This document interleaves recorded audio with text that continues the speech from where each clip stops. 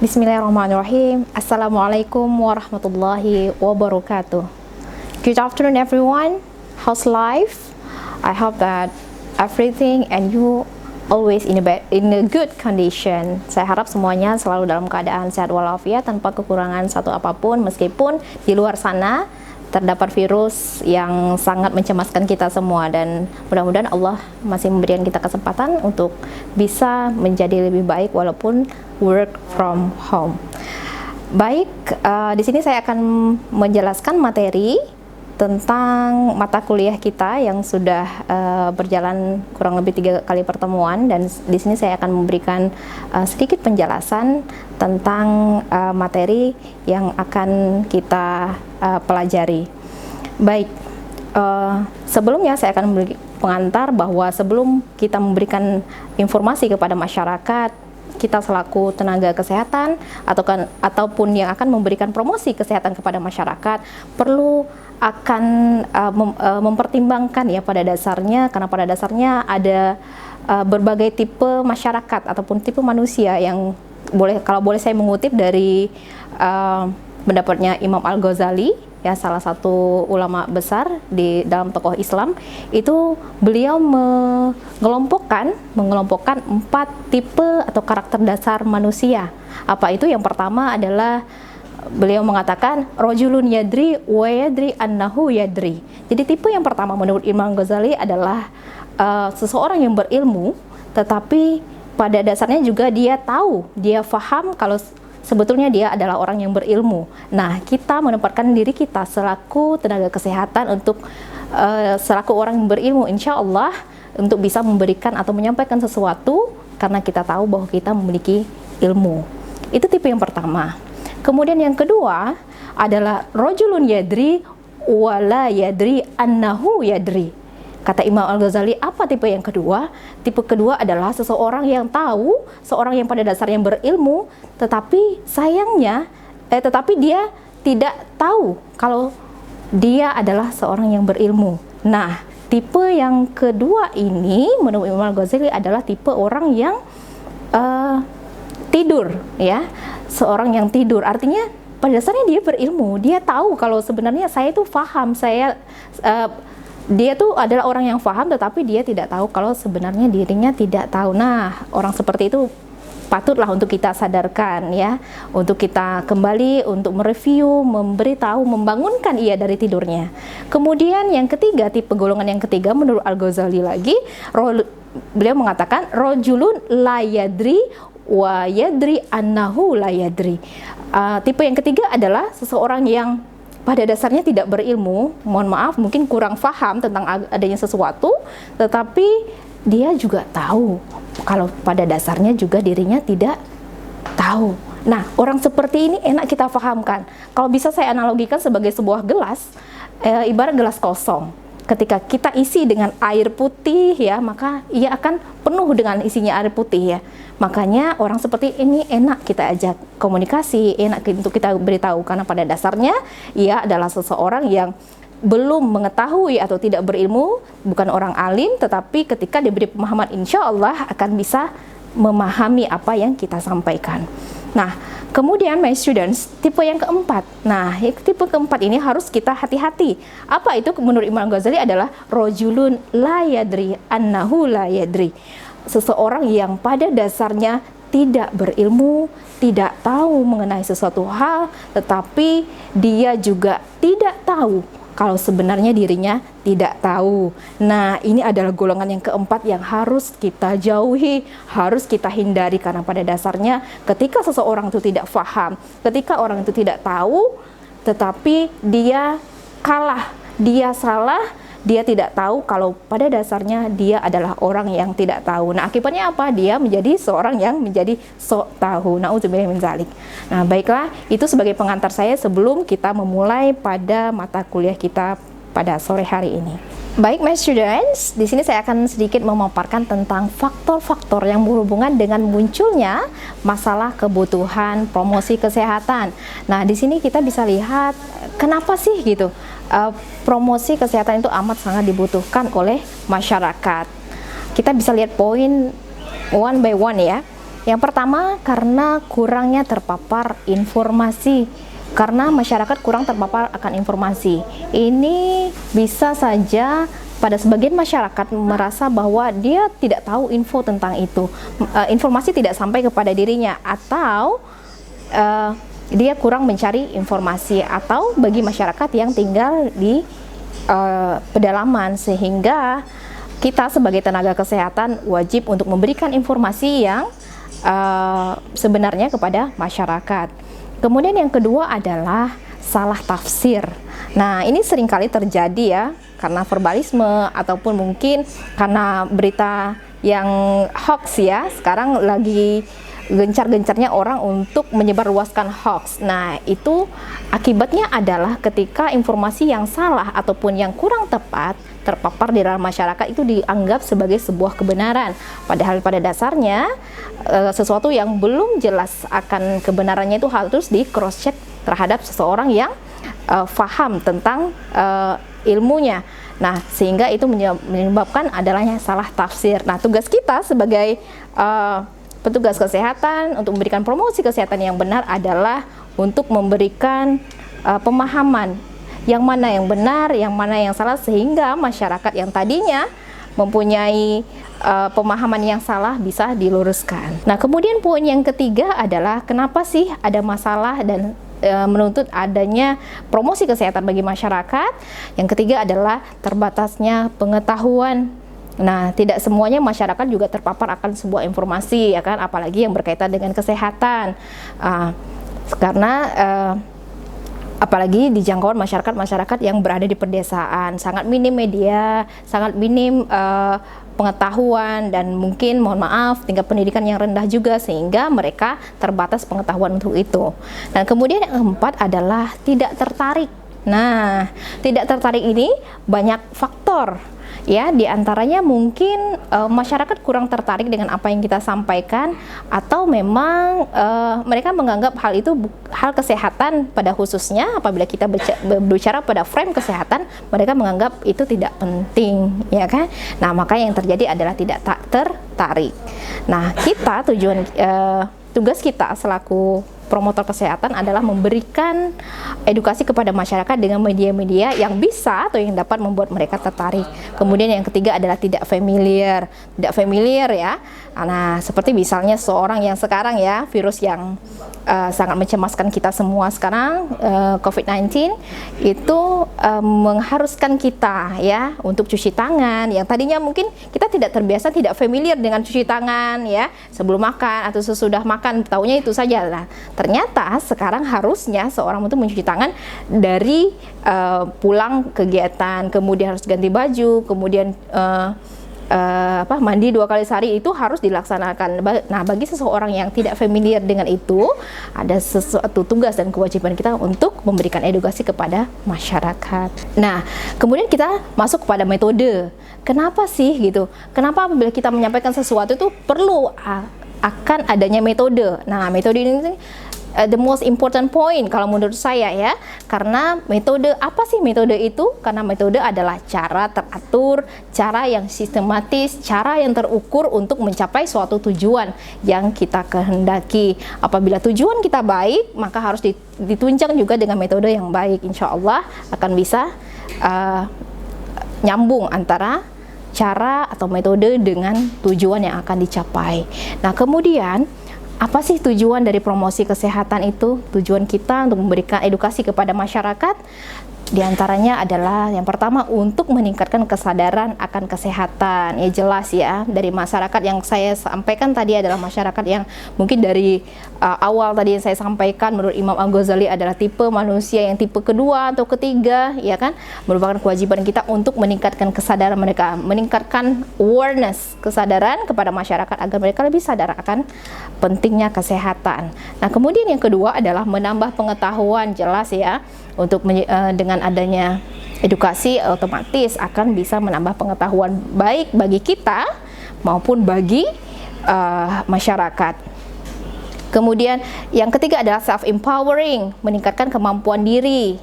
Ya, self empowering itu meningkatkan kualitas diri. Jadi jangan salah ya, my students. Kalau seandainya kita memberikan edukasi kepada masyarakat, bukan pada dasarnya kita hanya memberikan informasi kepada mereka, tetapi yang jauh lebih penting adalah meningkatkan self empowering kita. Otomatis apabila kita memberikan edukasi, kita juga akan terbangun ya, terbangun kualitas, terutama dalam kualitas bicara, nada bicara, bagaimana berhubungan dengan masyarakat, kemudian kualitas ilmu kita juga insya Allah akan bisa meningkat. Kemudian mengubah kebiasaan. Nah, mengubah kebiasaan ini adalah sesuatu yang amat sangat sulit, tetapi bukan berarti tidak bisa. Mengubah kebiasaan masyarakat dari yang tidak baik menjadi baik, dari yang baik menjadi lebih baik adalah sebuah PR besar bagi kita, tetapi itu harus disampaikan dengan metode yang tepat. Kemudian mengubah lingkungan. Nah, saya yakin mungkin nantinya atau my students yang alih jalur sudah berada pada dataran ini ya, mengubah lingkungan, bekerja sama dengan pemerintah untuk membuat suatu policy ya, bagaimana nantinya kesehatan itu bisa benar-benar menyentuh kepada semua lapisan masyarakat. Nah, kemudian jenis-jenis metode dalam praktek micro teaching. Pertama, individual, dengan perorangan ya, misalnya face to face ya, misalnya mengedukasi masyarakat yang datang mungkin di puskesmas ya, untuk memberikan konsultasi bagaimana sih sebaiknya untuk menjaga kesehatan, misalnya konsultasi ibu hamil, maka peran kita untuk memberikan edukasi kepada masyarakat yang sedang hamil misalnya, ataupun konsultasi gizi seimbang, atau konsultasi pada saat ya fase menyusui misalnya pada ibu-ibu muda. Kemudian agar petugas kesehatan mengetahui dengan tepat bagaimana cara membantu, maka perlukan metode. Yang pertama adalah bimbingan dan penyuluhan, guidance and counseling yang saya sampaikan tadi, dan kemudian interview atau wawancara. Nah, kemudian yang kedua, tadi yang pertama kita bahas tentang individu, kemudian yang kedua adalah metode kelompok. Nah, dalam memilih metode kelompok harus mengingat besarnya sasaran serta tingkat pendidikan formal dari sasaran. Nah, itu sangat penting. Karena apa? Ketika kita berbicara dengan masyarakat, katakanlah masyarakat, masyarakat yang menengah ke bawah dengan pendidikan yang yang rendah, maka bicara dengan gaya bicaranya masyarakat tadi. Jangan ketika kita berada pada kelompok desa yang tingkat pendidikannya rendah, kita bicara dengan gaya bahasa tinggi, bahasa yang formal, gunakan dengan bahasa-bahasa yang masuk ke dalam ranah mereka, artinya dengan bahasa lokal mereka, sehingga pesan yang kita sampaikan akan bisa diterima dengan baik. Nah, kemudian pentingnya gaya bahasa ini juga misalnya kita memberikan edukasi CTPS, cuci tangan pakai sabun, kepada anak-anak SD misalnya. Nah, gunakan media-media yang bisa diterima oleh anak SD. Jangan kita menggunakan bahasa-bahasa yang sulit untuk mereka pahami. Kita bisa menggunakan nuansa metode kartun, media film, sehingga mereka tertarik. Apabila kita dengan metode ceramah saja, otomatis bisa membuat mereka bosan, bahkan tidak paham apa yang kita katakan. Nah, jenis kelompok ini terbagi lagi. Kalau kelompok besar itu penyuluhan lebih dari 15 orang, tetapi kalau kelompok kecil peserta penyuluhan kurang dari 15 orang. Nah, metode yang menyampaikan promosi kesehatan ya, ada beberapa cara ya kita menyampaikan metode dalam promosi kesehatan. Yang pertama, ceramah. Kalau ceramah tuh cuma satu arah ya, bisa jadi dua arah kalau ada proses komunikasi di sana. Tetapi pada umumnya ceramah itu hanya satu orang saja, kemudian memberikan informasi kepada masyarakat terkait apa yang akan dibahas. Misalnya hari ini kita bicara soal bagaimana penanggulangan TB misalnya, nah, kepada masyarakat. Nah, ataupun bagaimana cara mencuci tangan yang baik ya. Nah, maka kalau ceramah hanya menjelaskan secara rinci saja. Nah, kemudian yang kedua adalah diskusi kelompok. Nah, tadi sudah saya jelaskan, singgung tadi adalah diskusi kelompok, misalnya ya anggota besar atau anggota kecil. Kalau anggota kecil, kita bisa diskusi kelompok mengangkat sebuah permasalahan.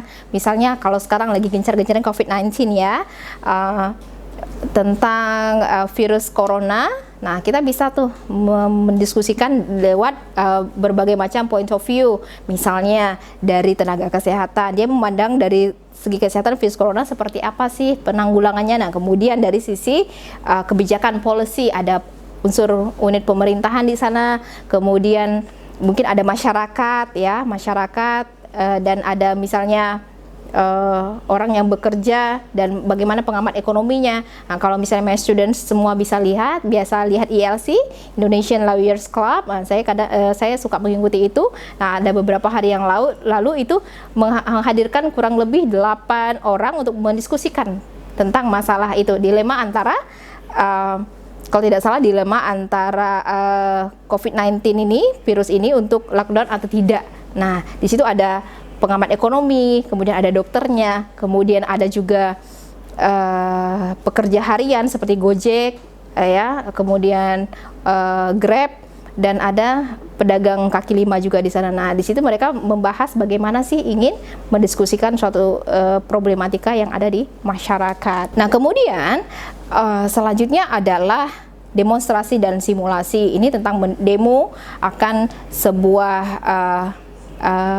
produk kesehatan. Misalnya demonstrasi dan simulasi yang tadi saya bilang bagaimana untuk membersihkan tangan yang baik, mencuci tangan yang baik. Ada 6 steps ya, ada 6 langkah ya. Kalau tidak salah ada 6 langkah cara mencuci tangan yang baik, dimulai dari apa dan bagaimana dan peralatan apa saja. Nah, itu didemonstrasikan dan disimulasikan. Nah, itu akan lebih terpapar kepada masyarakat. Nah, kemudian diskusi panel. Kalau diskusi panel ya beberapa orang dihadirkan ya dalam sebuah diskusi dan disimpulkan di akhirnya. Nah, kemudian role play. Nah, ini juga digemari karena di sini adalah permainan peran, akan mudah masuk kepada masyarakat karena masyarakat akan paham karena ada role play atau bermain peran di sana, sehingga pada akhir kegiatan ataupun akhir dari role play itu ada sebuah kesimpulan yang akan ditarik. Nah, di sini ada kelebihan dan kekurangan metode ya. Saya bisa angkat dengan kelebihan ya. Kelebihannya adalah mudah dan murah ya kan. Dia tidak perlu alat-alat yang banyak. Mereka akan memaparkan ya, sehingga disebut sebagai sesuatu yang mudah dan murah. Mudah menguasai audiens ya. Kelebihannya mudah menguasai audiens karena berapapun besarnya, sehingga dia bisa mudah mengendalikannya. Ceramah dapat menyajikan materi yang luas dalam waktu yang relatif singkat. Materinya banyak ya, tetapi bisa saja disingkat-singkat oleh pematerinya based on the speakers, berdasarkan sesuai dengan pembicaranya. Kemudian ceramah dapat memberikan pokok-pokok materi yang perlu ditonjolkan. Mana-mana saja sih yang akan ditonjolkan, itu yang ditekankan. Kemudian metode diterapkan dalam jumlah audiens yang sangat besar pun oke. Ya, ceramah tidak memerlukan setting ruangan yang beragam. Ya. Sehingga tidak memerlukan persiapan yang begitu rumit. Nah, apa saja sih kekurangannya ya?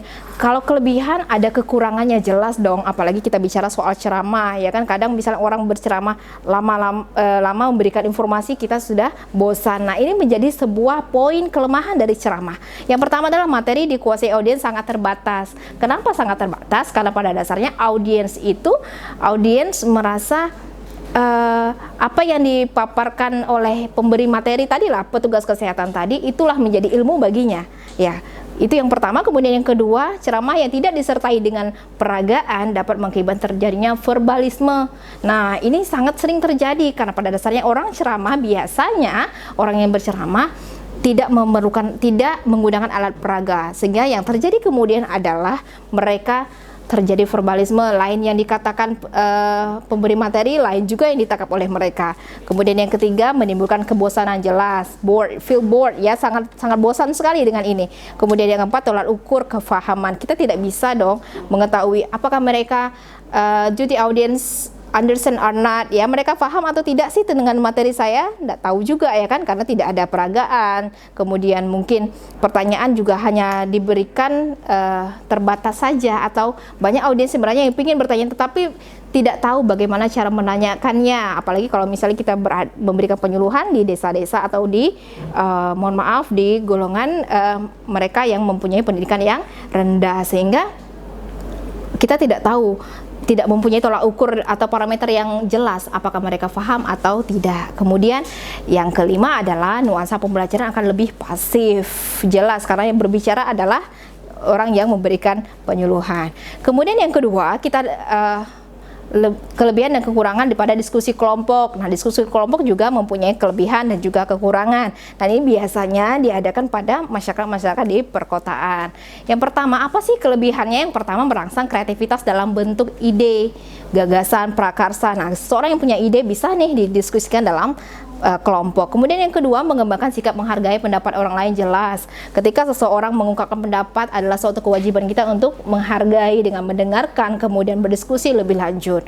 Kemudian tiga, memperluas wawasan. Nah, kadang-kadang apabila seorang mengungkapkan pendapat mereka, kita malah dapat ilmu nih dari dia. Sebenarnya kita juga nggak paham tentang itu, tapi dengan dia mengungkapkan ekspresinya, idenya ataupun gagasannya, sehingga kita bisa memetik oh ternyata kayak gini kebenarannya. Nah, itu menunjukkan bahwa diskusi kelompok itu sebenarnya merangsang kita untuk berpikir, menambah pengetahuan juga. Kemudian yang keempat, membina untuk terbiasa musyawarah untuk memperkuat dalam memecahkan sebuah permasalahan.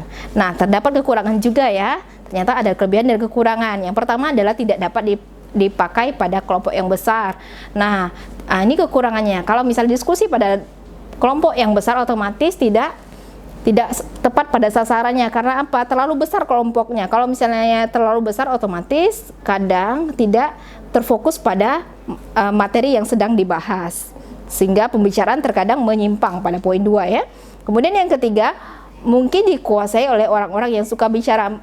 Yang bicara biasa di forum diskusi cuma mereka yang bisa bicara dan paham akan pembicaraan itu. Bagi yang tidak, mereka main sendiri ataupun ngobrol sendiri. Nah, itu kekurangannya. Nah, baik my students, selanjutnya adalah kelebihan dan kekurangan demonstrasi. Nah, kelebihan demonstrasi ada 2 nih. Yang pertama adalah proses edukasi akan lebih menarik. Jelas dong, akan lebih menarik. Karena apa?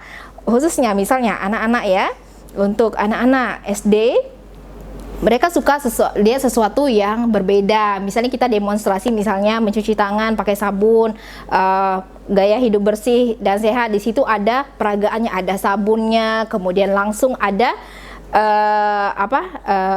air yang mengalir di depan mereka ya, suasana terkondisi dengan baik, otomatis sangat menarik bagi masyarakat, terutama anak SD tadi ya. Jadi selain ada slide, mungkin PowerPoint yang kita sampaikan, ada barang yang nyata, yang konkret yang bisa mereka lihat, yang akan prosesnya akan lebih menarik.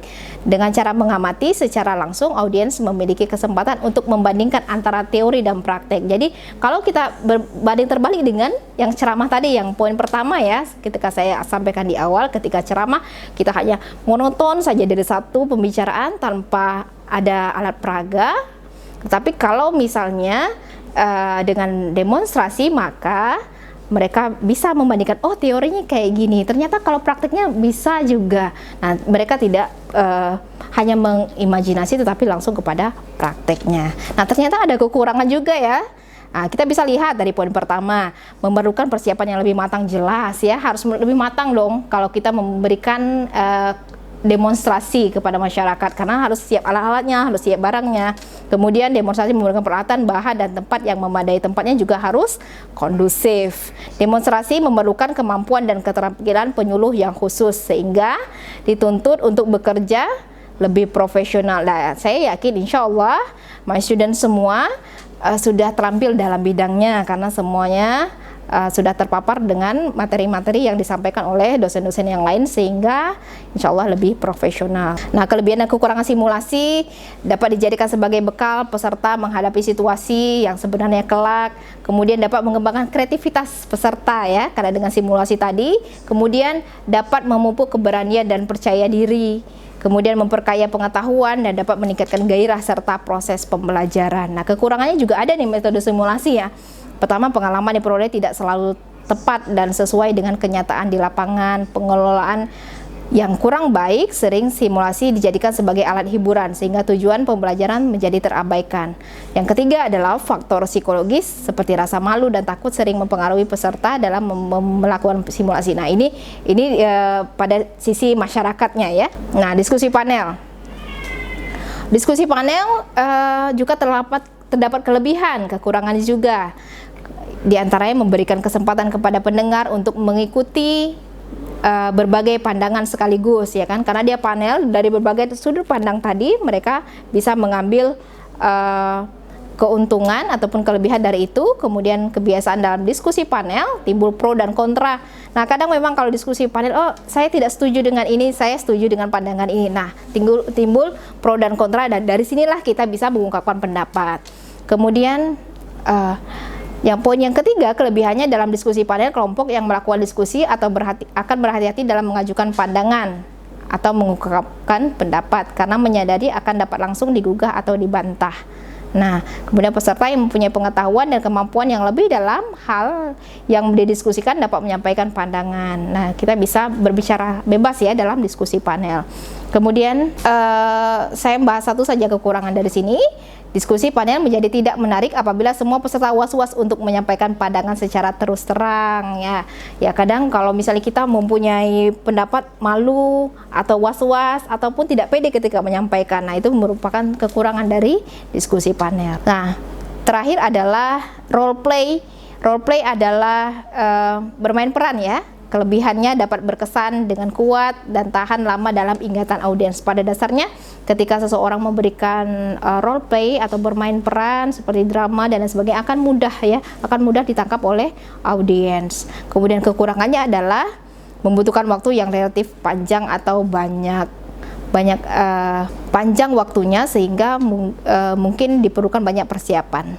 Nah, bisa dibaca sendiri dari kelebihan dan kekurangan role play. Nah, ini salah satu media, ya. Media, kenapa media sangat penting?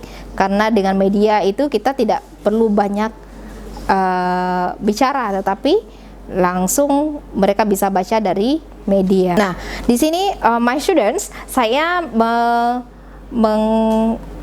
mengambil dari kerucut pengalaman, ya, atau corn of experience dari seorang ilmuwan, Edgar Dale pada pertengahan abad 20. Dia menyatakan bahwa sesuatu yang konkret itu harus dijelaskan, sesuatu harus dijabarkan dengan konkret. Jadi sesuatu yang abstrak harus dijelaskan secara konkret agar masyarakat terpapar dengan itu. Nah, menurut dia di sini ada kerucut, ya, ada kerucut bagaimana berapa persentase seseorang ketika mengingat sebuah peristiwa. Kita lihat dari yang paling bawah, ya. My students bisa melihat bahwa ada mengerjakan hal yang nyata, kemudian melakukan simulasi, bermain peran, itu menempati angka 90%. Begitu tinggi, ya, 90% untuk poin yang diingat. Jadi kalau kita memberikan bermain peran tadi, ya, role play, nah kemudian mengadakan simulasi, mengerjakan hal yang nyata, hal yang konkret, maka akan pesan yang sampai kepada audiens itu adalah 90%. Begitu besar, ya, sehingga audiens akan melekat pada pemikiran dari masyarakat. Kemudian bisa dengan menyajikan, kalau kita presentasi itu 70%, termasuk besar juga, ya, tingkatnya 70% untuk daya ingat audiens. Kemudian terlibat dalam diskusi itu 50%. Dan apabila melihat demonstrasi, lihat video, film, atau kita menayangkan lihat gambar, nah kayak gini, saya ini melihat gambar, maka 30% saja sebenarnya, ya. Lihat video, lihat demonstrasi itu 30% yang bisa diingat oleh masyarakat. Nah, kemudian ini 20%. Kalau kita hanya mendengarkan saja, berarti metode ceramah, ya kan? Metode ceramah ketika seorang mendengarkan saja, masyarakat mendengarkan dari apa yang dipaparkan oleh pemateri, maka yang cuma nyangkut itu tuh 20% saja. Selebihnya entah kemana, ya, yang diingat, ya. Saya bicara tentang teori yang kerucut pengalaman oleh seorang ilmuwan pada pertengahan abad 20, yang diingat cuma 20%. Nah, sayangnya kalau kita hanya baca saja 10%, ya, yang kita ingat. Makanya harus banyak-banyak membaca dan bisa diilustrasikan dengan bermain peran atau melakukan simulasi sehingga poinnya bisa 100% diingat oleh kita. Nah, tingkat keterlibatannya adalah verbal, kemudian visual dengan melihat dan terlibat di dalamnya, dan akhirnya berbuat. Ini proses yang harus dijalankan oleh kita dan akhirnya diaplikasikan oleh masyarakat. Nah, kenapa sih media promosi kesehatan itu penting adanya media? Pertama, karena media dapat mempermudah penyampaian informasi ya. Media dapat menghindarkan kesalahpahaman persepsi ya, sehingga apabila pesan yang disampaikan itu ditangkap 100% sebagai sebuah kebenaran, bukan sesuatu yang misunderstanding. Media dapat memperjelas informasi, media dapat mempermudah pengertian, media dapat mengurangi komunikasi verbalistik. Nah, misalnya dengan adanya media, seperti bacaan no smoking, ya, tulisannya rokok saja ya, rokok kemudian agak sila. Kita sudah paham dengan ada media, dengan tidak ditulis no smoking loh ya, dengan tidak bacaan no smoking kita sudah paham, oh dengan adanya media ini artinya melarang kita untuk merokok. Ataupun misalnya di washroom ya, di toilet, misalnya kita di tempat-tempat umum, di bandara misalnya. Nah itu kan tidak ada bacaan man woman misalnya, tetapi mereka dengan media saja, laki-laki, gambar laki-laki dan perempuan itu saja bisa digambarkan sebagai sebuah media yang mengurangi komunikasi verbalistik dengan adanya media. Kemudian nih, media dapat memperlancar komunikasi. Pesan yang disampaikan akan efektif bila pesan itu adalah menarik ya, clarify the message. Kemudian pesan harus terpercaya, no hoax ya, bukan hoax. Kemudian konsistensi ya, pesan harus konsisten, artinya sampaikan satu pesan di media apa saja secara berulang kali ya. Cater to the heart and head, pesan harus bisa menyentuh akal manusia, akal dan rasa, menyentuh nilai emosi dan kebutuhan nyata. Kemudian yang terakhir adalah call to action, pesan harus mendorong masyarakat untuk bertindak dan berbuat sesuatu. Itu poin yang penting. Mungkin itu saja dari saya. Terima kasih atas atensinya. Assalamualaikum warahmatullahi wabarakatuh.